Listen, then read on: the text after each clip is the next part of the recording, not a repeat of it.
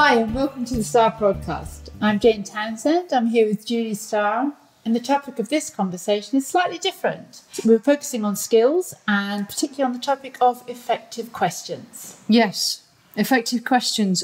The reason I wanted to do this one is it's one of those basic, in the toolkit of any competent coach, there is this great big magical tool. I won't call it a lump hammer, but it almost is in some situations. There's this wonderful magical wand of a tool, which is asking great questions, and it's something that it's important for us to gain as a core competence, simply because if we overblow it, it doesn't work. If we underuse great questions, it doesn't work. There can be there's some real traps around, people getting seduced by this holy grail of the perfect question, and then they find the perfect question that seems to open 1,000 doors for them in one particular conversation, and then they want to use that forever and ever and ever. You get my point. Yeah. You get my point. That's often the big question, isn't it? Well, what's the perfect question? Yes.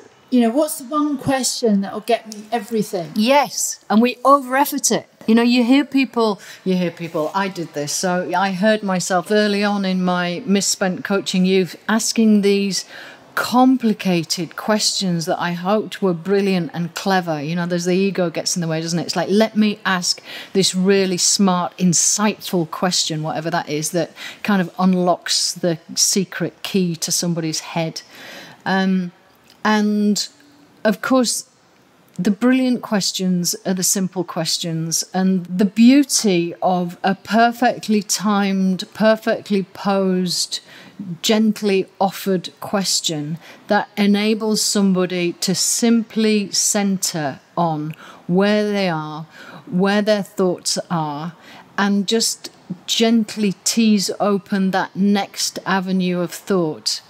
That's brilliance. And it might not look like brilliance. When somebody is watching another coach, it can be the simplest of questions, or it can be the same question answered twice. I might ask you, and what's important about that? And if, as the person I'm coaching, you're distracted, you might answer that too quickly, and you might say, well, of course it's important because, it's my whole career's at stake here. And of course it's important because it's the topic of everybody's discussion right now.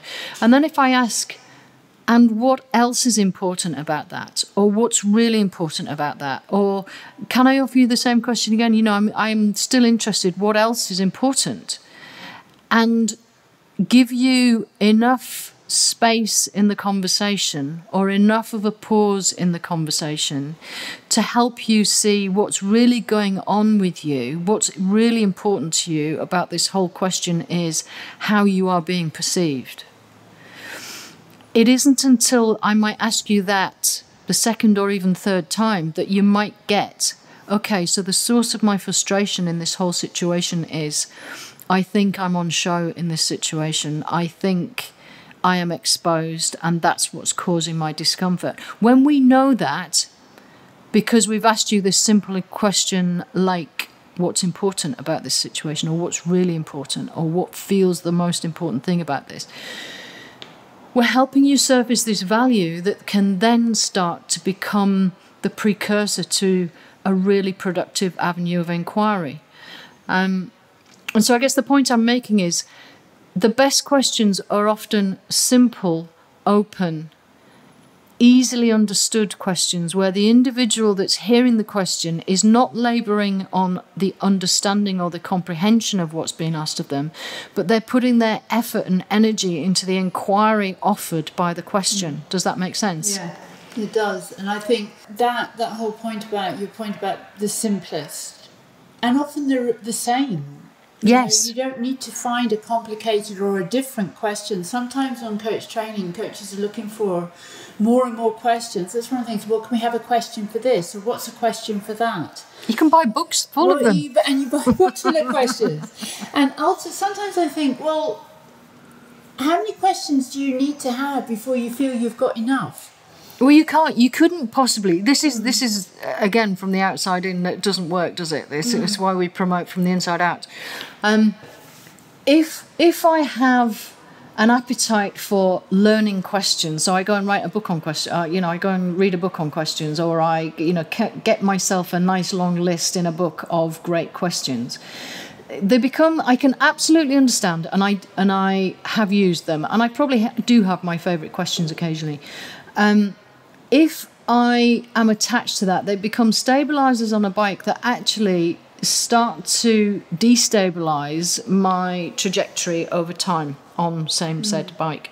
And what I mean by that is, if all you've got is a hammer, everything looks like a nail. So I will keep wheeling out my favourite questions. The other thing that gets lost is the spontaneity that is the essence of a highly effective conversation. So we are coaching in the moment. We are present in the moment. Let our questions come from that moment of our own interest and inquiry, and let the questions surface genuinely, authentically from that sense you have of being in tune with the individual, in tune with the conversation, having a mostly calm, relaxed state of mind and a focused intention, and let the question surface from that, from your own genuine sense of interest, your own genuine sense, and it could be your own genuine sense of confusion, because those can be the brilliant questions where you realize you don't understand what's going on, and you allow yourself to offer that confusion, to say, I find myself a little bit confused because at the beginning of this conversation you were talking about how this is important and you wanted to work on this, but we seem to have spent a lot more of the conversation talking about this whole other area, and I'm wondering what the difference in those two topics are. So it could simply be you declare your own confusion and ask for clarification. Those can be the best questions, but those are in the moment offerings rather than, I've just flipped open my notepad and realised there's my favourite question there, and it was genius and brilliant last time I used it, so let's try it here. I think because it sounds such a simple thing, asking a question. Yes. Isn't it? And actually, as you're just laying out here, there are so many facets to that that enable us to ask a question that really does make the difference in a conversation. And I think it's sometimes we think, what is it that stops me from finding that space? So I'm super glad you asked that, because there's a point that goes with that, which is, and this sounds so, junior school in terms of a principle, open questions are better than closed questions 90% of the time. And the reason for that is, with an open question, I'm willing to ask a question that I don't know the answer to. Where I asked a closed question, I'm often hedging, I'm often strategizing, I'm often trying to corral the person opposite me into a direction that feels safe for me because I am not exposed by the question, and also seems to have a sense of in order to. And let me give an example to make it clearer. If I say to you, is this something that seems important to you?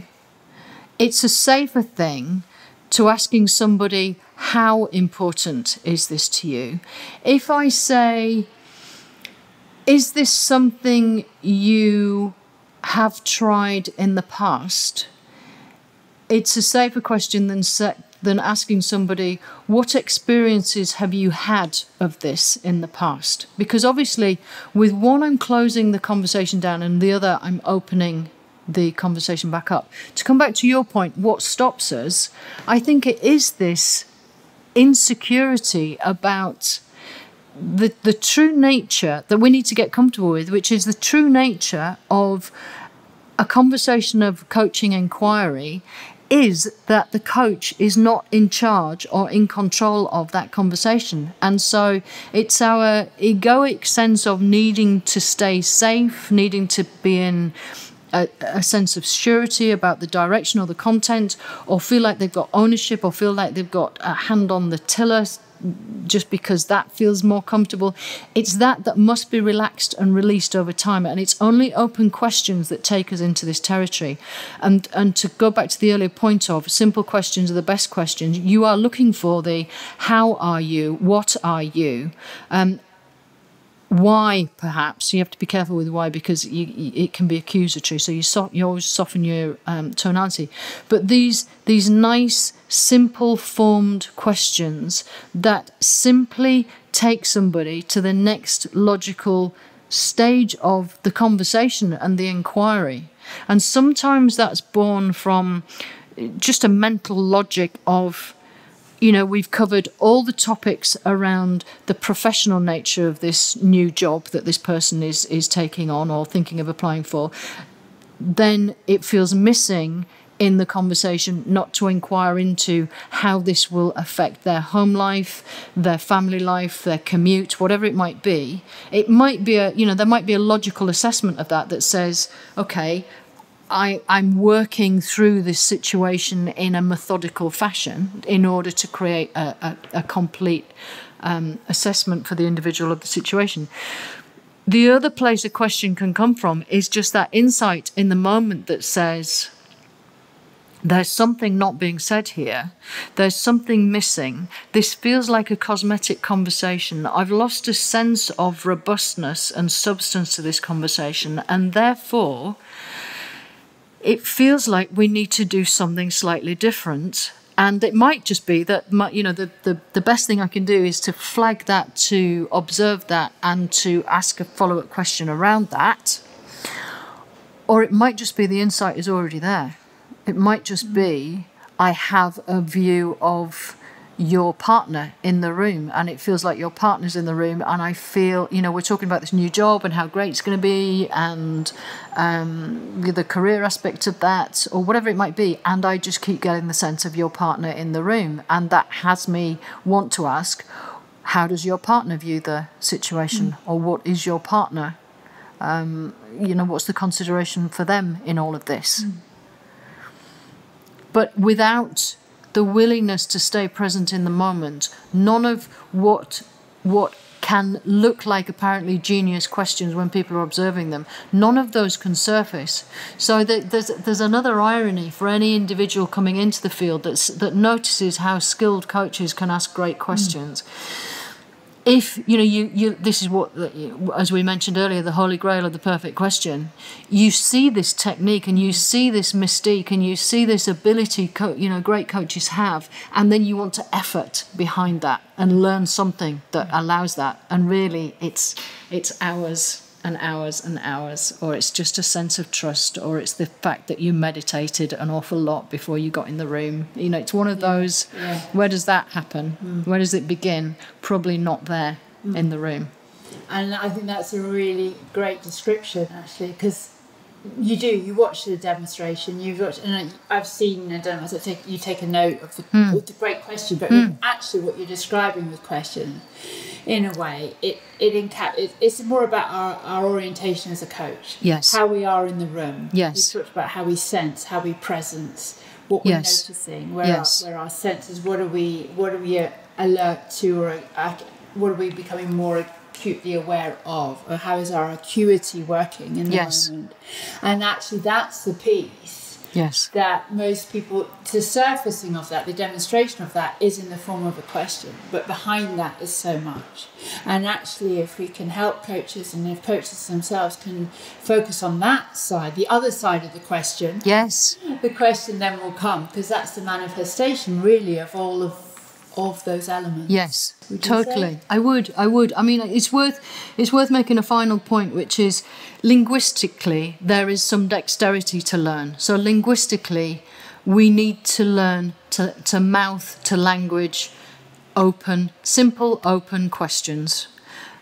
We need to get ourselves out of this false crutch of asking a closed version of the same question, and we need the self-awareness to recognize, because quite often when we're coach training, we are asking managers to ask open questions, and they think they are asking an open question, and actually it's a closed version. They're saying, is that, did They're not you, even have aware, you? yes. And they don't have the self-awareness to hear the difference. And yet for the person being asked a closed question, it is a world away. You know, with an open question, the person being asked can relax, feels no pressure to get it right or wrong, much less pressure to get it right or wrong, and they can simply relax into their own open-spaced inquiry. Whereas with a closed question, there is also, you know, there's often a sense from the individual hearing it that the coach has an idea of whether I should have said yes or no, or it just closes the conversation down. Yeah. I mean, the labels are perfect. So yes, that's lovely. A lot in this one. Absolutely, there's a lot behind it. It's our core tool. What sits around it and what's received is so much more. So thank you for highlighting all of that, Julie. Well worth thinking about. Thank you. So thank you for today's conversation. Thank you to our listeners for being here, and go well with your coaching.